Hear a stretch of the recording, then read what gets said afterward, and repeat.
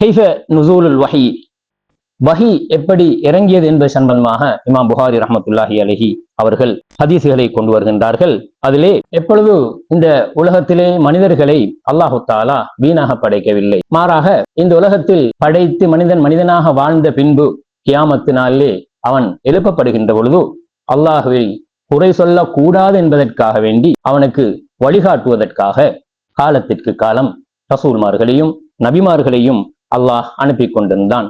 மனிதர்களுக்கும் இறைவனுக்கும் உண்டான தொடர்பை ஏற்படுத்துவதற்கும் அல்லாஹுவை எப்படி வணங்க வேண்டும் என்பதை சொல்லிக் கொடுப்பதற்கும் சரியான நேரான பாதையை அவர்களை காட்டிக் கொடுத்து அவர்களை மடமையிலிருந்து ஒளிமைக்கு ஆக்குவதற்காக வேண்டும், தீய செயல்களிலிருந்து விலக்கி நல்ல செயல்களை காட்டுவதற்காக வேண்டியே நபிமார்களையும் ரசூல்மார்களையும் அனுப்புகின்றான்.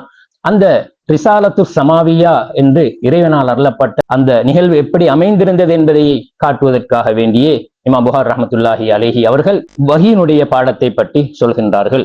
இமாம் புகாரி ரஹ்மத்துல்லாஹி அலைஹி அவர்கள் வஹியை 3 விதமாக பிரிக்கின்றார்கள்.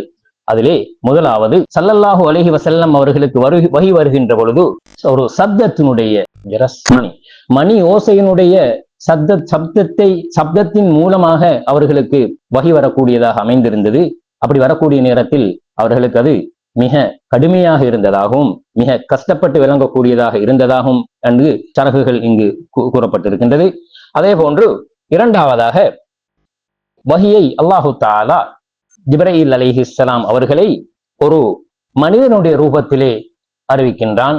அந்த நேரத்தில் ஜிப்ரீல் அலைஹிஸ்ஸலாம் அவர்கள் மனித ரூபத்தில் திஹியத்துல் கல்பி ரலியல்லாஹு தஆலா அன்ஹு அவர்களுடைய தோற்றத்தில் வந்து ஜிப்ரீல் அலைஹிஸ்ஸலாம் அவர்களுடைய தோற்றத்தில் வந்து வஹியை கொடுத்ததாகவும் ஹதீஸிலே பதியப்பட்டிருக்கின்றன. மூன்றாவது அர்-ரு'யா ஸாதிகத்து, உண்மையான கனவு.